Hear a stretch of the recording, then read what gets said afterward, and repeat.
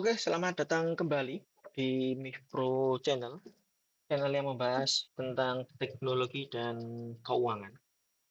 Hari ini kita masuk ke sesi teknologi ya, teman-teman.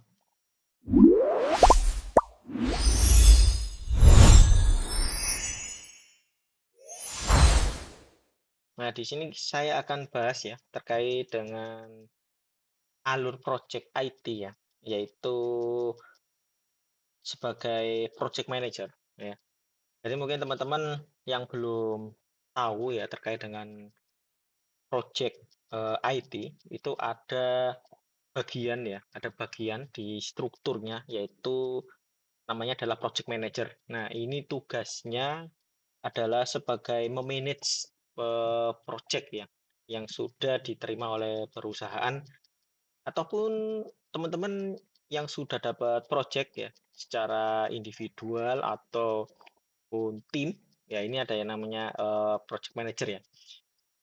Tugasnya sudah saya kasih tahu yaitu terkait dengan memanage sebuah project ya, bagaimana nanti sebuah project ini bisa berjalan dengan baik ya, sesuai dengan tujuannya yaitu on scope, on budget, dan juga on time ya. Yang di mana on scope ini adalah sesuai dengan scope-nya ya, sesuai dengan permintaan dari user ataupun dari kontrak ya yang sudah dibuat. Lalu on budget ini sesuai dengan budget yang ada, sesuai ya gitu ya, yang sudah di-planning-kan. Lalu juga on time, yaitu secara waktu itu juga tepat waktu ya untuk menyelesaikan proyeknya gitu. Tidak molor dan juga tidak terlalu cepat, pas gitu ya. Nah, oke. Di sini saya akan jelaskan terkait dengan alur project ya menjadi project manager itu seperti apa sih alurnya? Nah, mungkin dari teman-teman yang mungkin sudah pernah menjadi project manager, di sini saya hanya sharing saja, membagikan pengalaman saya menjadi project manager selama 2 tahun terakhir ini. Setidaknya saya bisa membagikan ya, seperti apa pengalamannya agar nanti teman-teman yang mungkin akan punya masa depan ya, akan punya ya mungkin saya bayangan ingin menjadi project manager gitu ya. Ataupun saat ini teman-teman sudah dijadikan ya atau sudah ditunjuk sebagai project manager di project A, project B gitu ya. Dan teman-teman pasti bingung karena belum pengalaman ataupun mungkin sudah dikasih mentornya gitu ya untuk dibimbing. Lah, tapi teman-teman eh, masih nol nih, nggak tahu nih apa ini sebenarnya gitu ya.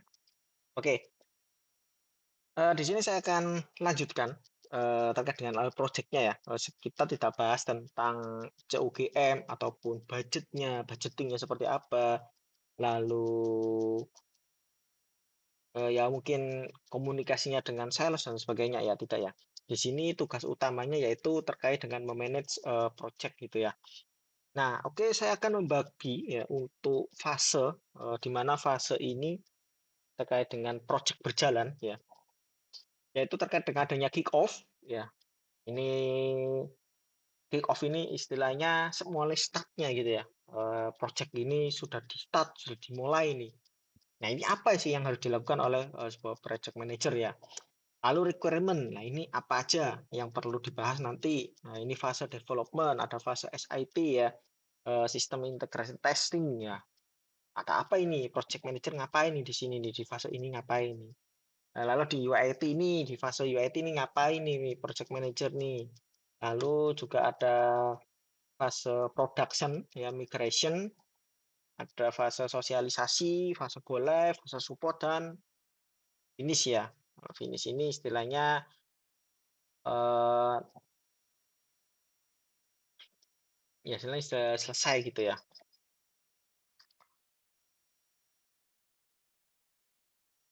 Oke, finishing project misalnya gitu ya. Oke, saya lanjutkan ya. Kita langsung masuk ke fase kick off aja. Oke, kita lanjutkan. Kita masuk fase kick off ini.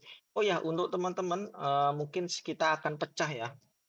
Ini kan ada banyak fase nih, ada kick off, ada requirement development, SIT, dan masih banyak lagi. Nah, saya tidak akan bisa menjelaskan jadi satu di video kali ini. Mungkin saya akan bahas satu fase atau dua fase terlebih dahulu gitu ya.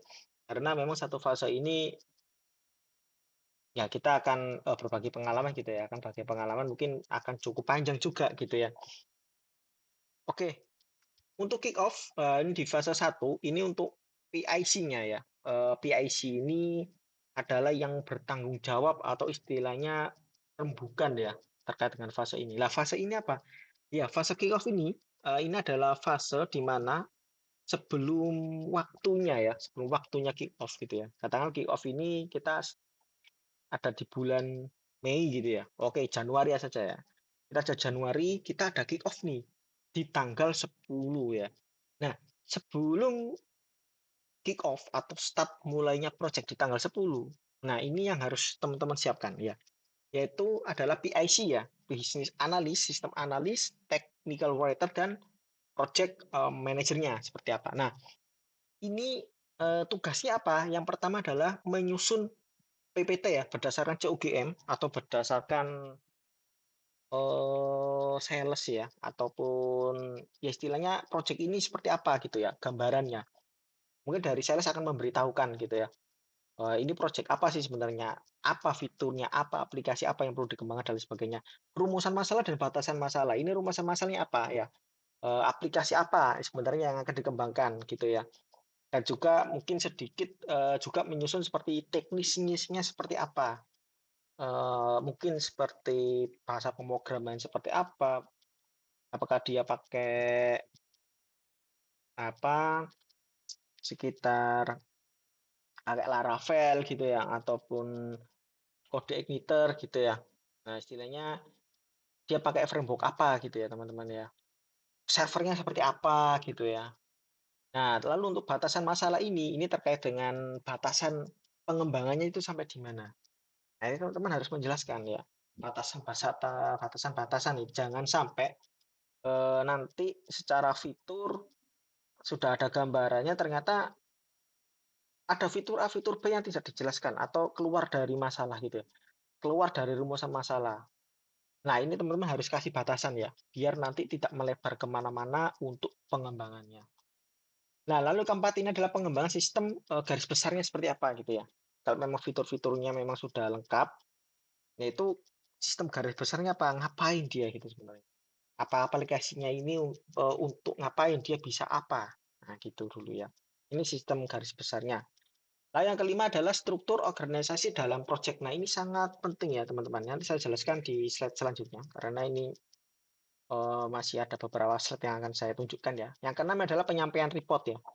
Nah, ini penyampaian report ini yang nantinya perlu diskusikan gitu ya kepada kliennya. Report-report setiap hari, setiap minggu, setiap bulan, atau seperti apa ini penyampaian report terkait dengan proyeknya gitu ya, teman-teman ya. Oke, saya lanjutkan. Eh, saya lanjutkan.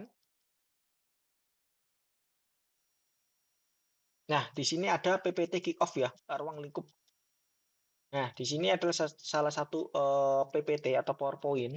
Nanti setelah di tanggal 10, sebelum tanggal 10 itu teman-teman harus menyiapkan gitu ya untuk presentasinya gitu ya. Nah, di sini ada ruang lingkup ya, teman. Ruang lingkup itu yang tadi terkait dengan batasan rumusan masalah seperti apa dan garis besar sistemnya seperti apa itu teman-teman harus taruh di sini dan teman-teman harus jelaskan gambaran ruang lingkupnya seperti apa dan pastinya nanti ada undangan juga kan dari pihak user, ya kita anggap untuk user gitu ya. Pelanggan kita itu yang sudah tanda tangan kontrak dengan kita itu kita sebut user namanya ya. Oke. Di user ini nanti kita akan kasih gambaran ruang lingkupnya besarnya seperti apa gitu, biar mereka copy ini. Kalau memang kita ada salah, ada ruang lingkup kita salah, lah ini nanti bisa langsung revisi ya atau langsung dilakukan konfirmasi ya apa ini sudah benar atau belum. Kalau belum itu seperti apa? Kalau memang sudah ya sudah biar nanti mereka notice gitu ya. Kita juga notice kalau ini sudah tepat gitu. Oke, di sini ada ruang lingkup. Kita jelaskan semua ya, fitur-fitur, mungkin secara teknisnya, pemrogramannya, lalu juga versi pemrogramannya, bahasanya, lalu juga ini apa, frameworknya seperti apa gitu ya. Nah, kita jelaskan dulu seperti itu. Kalau memang ini adalah pengembangannya seperti apa gitu lah. Ya, istilahnya semua garis besar sistem teman-teman harus taruh di sini semua ya.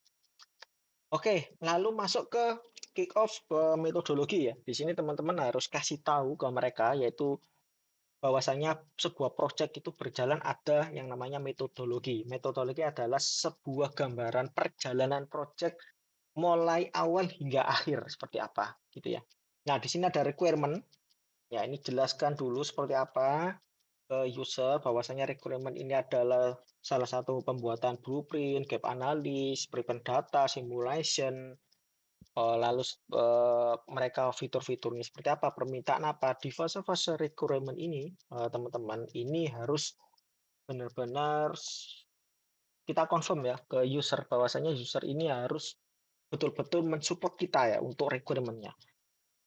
Entah itu dari sisi user, mungkin dari sisi user memang ada ya beberapa tim dari user. Ya mungkin kalau kalau user itu memang banyak tim ya. Mungkin terkait dengan penjelasan, terkait dengan requirement-nya atau fitur-fiturnya dimau seperti apa gitu ya. Dan masih banyak lagi. Yang istilahnya di requirement penyusunan blueprint ini teman-teman harus kasih tahu user bahwasanya kita harus di backup ataupun dikasih tahu, dikonfirmasi, mungkin kalau tidak ya benar-benar diskusi secara intens gitu ya, agar terkait dengan requirement itu benar-benar sukses gitu ya. Karena ini adalah sebuah fondasi ya teman-teman ya. Nah, kita bilang ke user bahwasanya ini adalah fondasi untuk pengembangan fitur atau project kita gitu ya. Nah, di sini ada enhancement, ya enhancement itu ada sekitar adanya development, ada testing dan unit testing. Nah, ini fase development-nya ya, jelaskan kepada usernya. Lalu ada di sini juga ada acceptance, yaitu terkait dengan integrasi testing gitu ya. Nah, biar nanti dan juga ada end user training, yaitu terkait dengan eh, testing ya, hanya testing gitu. Oke, lalu yang ketiga itu adalah live atau go live.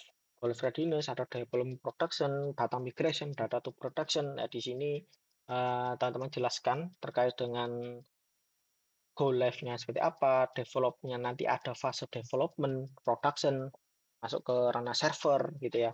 Lalu ada data migration kalau memang ada sebuah data yang perlu dimigrasi dari aplikasi sebelumnya atau dari hard hard data ini misal dari kertas gitu, kita pindahkan ke sistem kita, nah kan ada develop atau production, nah kita jelaskan. Lalu di sini ada support, ada maintenance, yaitu terkait dengan apabila aplikasi ini sudah selesai, ya nanti kita ada support, ada maintenance gitu ya. Nah ini kita jelaskan metodologinya seperti apa berjalannya, projectnya seperti apa gitu ya teman-teman. Oke, masuk ke plan timeline. Nah di sini teman-teman juga perlu ya menyediakan sebuah timeline gitu ya, yaitu terkait dengan development seperti apa gambarannya gitu ya. Ada fase satu, ada Januari ini kita requirement berapa bulan, ada development, fase development berapa bulan, berapa minggu, ada acceptance berapa hari gitu ya. Ada live training, ada berapa hari, ada support, ada beberapa hari. Nah, kita jelaskan semua dan juga ini harus dikonfirmasi ke user bahwasanya ini adalah timeline plan kita gitu ya. Timeline perencanaan gitu ya. Mereka harus tahu nih bahwasanya project ini di tanggal ini sudah sampai mana, sudah ditarget sejauh apa gitu ya.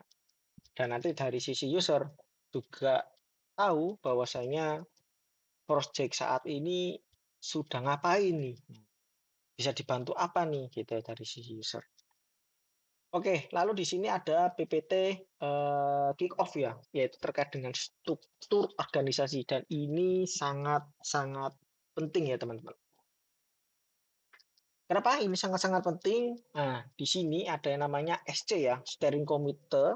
Ini terkait dengan status ataupun seseorang yang di atas project manager. Nah, di sini terkait dengan penentuan ya, penentuan eh, terkait dengan project. Istilahnya kalau seandainya project ini ada masalah, ada tidak adanya titik temu antara user dan vendor. Nah, ini nanti steering committee orang-orang ini, orang kepala-kepala ini yang nantinya perlu berdiskusi dan mensupport ya beberapa tim di bawahnya untuk melakukan persetujuan-persetujuan yang mungkin ada gitu ya. Nah, mungkin saya contohkan ya ketika nanti project ini molor gitu ya, ataupun project ini tidak sesuai dengan plan. Nah, ini nanti steering committee ini yang kita kasih meminta petunjuk gitu ya. Ya mungkin kalau seandainya di vendor ada molor gitu ya, ada molor, ada kejadian molor project.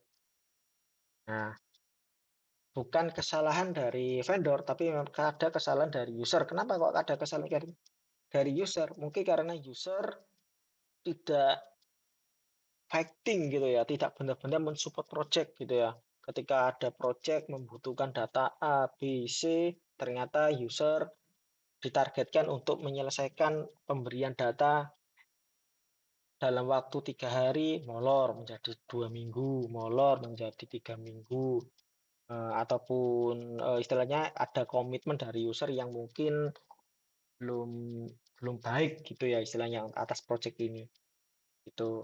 Dan mungkin juga di sisi vendor juga mungkin terlambat, entah itu karena timnya kurang ataupun apa gitu ya, terjadi sesuatu gitu ya. Nah, mungkin ini nanti penyelesaiannya terkait dengan hal tersebut yang tidak bisa diselesaikan antara project manager. Nah, mungkin bisa diselesaikan di SC, steering committee, di orang-orang SC ini. Ya, oke. Di sini juga perlu project manager dari sisi vendor dan juga project manager dari sisi user. Nah, yang di mana nanti dari sisi project manager itu berkoordinasi dengan user di project manager yang di mana ini terkait dengan proses ataupun berjalannya project. Kalau memang ada kesulitan dari vendor ataupun dari user yang ternyata aplikasinya nggak bisa ataupun kurang data ataupun servernya mana nih gitu kan. Servernya yang sesuai dengan kontrak yang menyediakan harus vendor, yang menyediakan harus user. Nah, ini nanti koordinasinya project manager antara project manager vendor dan project manager user. Ya, biasanya seperti itu. Sesuai dengan kontrak ya, teman-teman. Harus sesuai dengan kontrak. Makanya project manager ini harus benar-benar paham terkait dengan isi kontrak dari sebuah project gitu. Hak-haknya mana, kewajibannya mana, biar tahu gitu ya. Kalau memang ada istilahnya ada crash gitu ya atau tidak ada titik temu, nah ini nanti kembali ya atau masuk ke tingkatan ke atas yaitu SC gitu ya. Oke, di sini ada teknik writer, ada bisnis analis dari vendor, ada software developer, ada SAP fungsional kalau memang ada gitu ya. Nah, ini terkait dengan tim dari vendor ya. Nah, biar nanti dari struktur organisasi dari user itu tahu, oh software developernya siapa nih, oh bisnis analisnya siapa nih, oh teknik writernya siapa nih ya. Nanti biasanya menjadi sebuah grup gitu ya. Nanti struktur organisasi antara vendor dan juga user itu biasanya menjadi satu di satu grup WA. Nah, nanti biar nanti secara project manager dari sisi user kalau memang ada apa-apa, ada error ataupun ada kesalahan sistem atau secara alur data salah, nah itu mungkin bisa langsung japri ke bisnis analisnya project gitu ya. Dan juga memang kalau memang ada dokumen yang masih kurang gitu ya, dokumen masih kurang, dokumen yang perlu dilengkapi, lah itu bisa nanti si project manager itu mengkonfirmasi ada yang kurang, nanti bisa tahu tag returnnya siapa gitu ya. Dan juga sebaliknya, kalau seandainya ada bisnis analis di vendor itu ternyata ada data-data yang perlu disiapkan nih dari tim user. Nah, bisa tahu, oh ternyata ada bagian-bagian struktur organisasi di project di user, mungkin ada modul HR atau modul SD atau MM, bisa tanya ke situ, bisa langsung tanya langsung gitu. Nah, gunanya struktur organisasi ini seperti itu ya teman-teman. Kita bisa tahu, kita bisa tembak langsung kebutuhan-kebutuhan project seperti itu. Nah, project manager ini hanya mengontrol ya teman-teman, mengontrol bagaimana jalannya sebuah tim gitu ya. Entah itu nanti memang ada diskusi antara tim user dan tim vendor. Nah, ini project manager hanya memantau dan memonitoring apakah berjalan dengan baik atau belum nih, atau apakah sudah sesuai dengan timeline, discussion, atau resultnya seperti apa, gimana nih, sudah oke atau belum nih. Gitu ya teman-teman. Oke, mungkin kalau dari sini silakan tanya aja ya. Bisa kasih komen ya di bawah ya teman-teman ya. Oke, saya lanjutkan. Ini terkait dengan mitigasi resiko ya, teman-teman. Ini terkait dengan mitigasi resiko. Nah, ini apa sih maksud dengan mitigasi resiko? Nah, ini adalah sebuah pemaparan ya dari project manager terkait dengan resiko-resiko terhadap jalannya project. Ya. Nah, ini salah satu contohnya aja ya teman-teman. Ini terkait dengan lingkup pekerjaan meluas di setiap pengembangan enhancement seperti adanya perubahan regulasi atau perubahan kebijakan. Nah, ini penyebabnya adanya penambahan request, very impact-nya, very hack. Mitigasinya apa? Dilanjutkan di pengajuan tiket yang selanjutnya. Ya, ini adalah mitigasi-mitigasinya ya teman-teman. Ini adalah resiko ketika nanti berjalannya project ternyata ada penambahan-penambahan dari sisi user yang tidak termuat di requirement atau di blueprint. Memang ini masih lingkup dari kontrak, tetapi ini tidak disebutkan di saat blueprint. Nah, ini mungkin secara impact bisa very high, bisa normal atau biasa saja. Mitigasinya dilanjutkan di tiket selanjutnya yang dimana nanti di tiket selanjutnya ini juga akan ada pembahasan lagi apakah ini bisa di handle ya atau dikerjakan gitu ya. Lalu teknologi terkait dengan infrastruktur server yang belum siap, adanya teknologi baru dan juga mungkin ada terkait dengan teknologi atau kompatibel aplikasi existing gitu ya. Istilahnya kalau seandainya ada pengembangan aplikasi baru yang sebelumnya ada aplikasi lama, nah ternyata aplikasi lama ini tidak kompatibel dengan aplikasi baru yang kita buat. Ya, mungkin seperti ini contoh kalau sebelumnya adalah PHP 5 gitu ya. PHP 5 dikembangkan secara kontrak, ada kenaikan versi gitu ya ke PHP 7 dan juga ada penambahan fitur. Dan ternyata dari sisi kontrak ternyata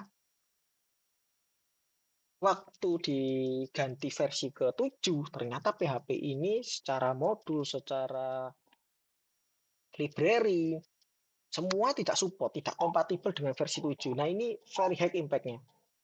Nah, ini juga harus ada kesepakatan ya data pertemuan awal nih dengan user. Ternyata ini nggak bisa. Nah, secara kontrak ini nanti seperti apa? Apakah ada penambahan dana ataupun ada seperti apa gitu ya? Nah, ini nanti ada yang namanya negosiasi. Nah, ya istilahnya seperti itu, mitigasi seperti itu ya teman. Ini hanya contoh. Jadi mungkin bagi teman-teman project manager yang mungkin masih baru, ya silahkan carilah mitigasi resiko terhadap beberapa project yang ada gitu ya.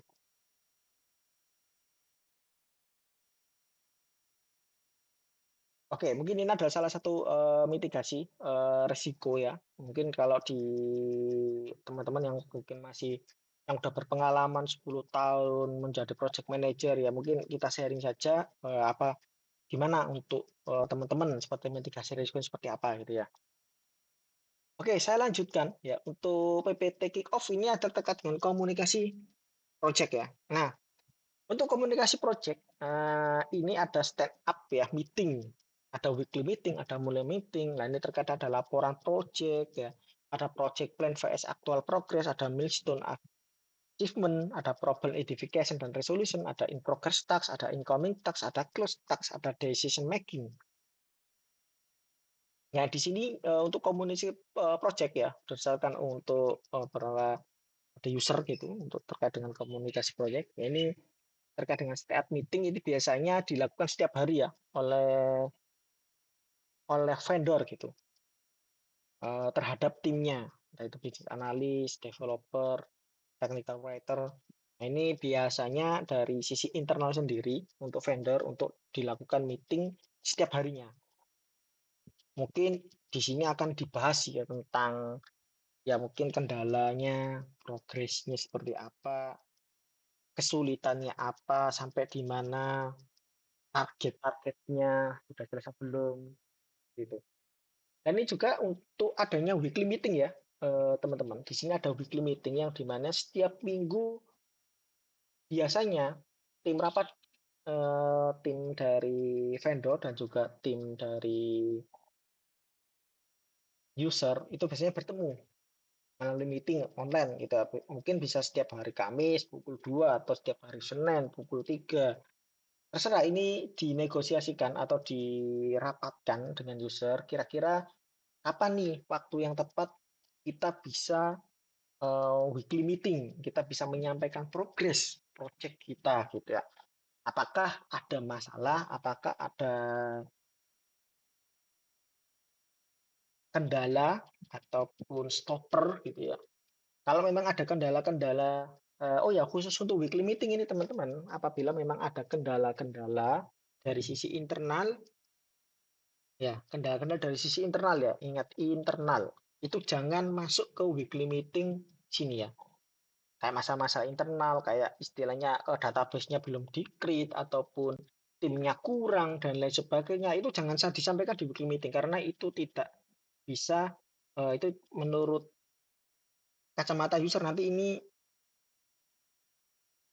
bisa dipandang buruk oleh user karena ini harusnya ranahnya internal, kamu yang menyelesaikan ini.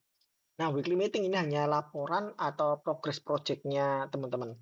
Entah itu sampai mana, project-nya sampai mana, fiturnya sudah sampai mana, pengembangannya ya sampai mana gitu ya. Dan juga kalau memang ada masalah-masalah, ada stopper yang itu terkait dengan user.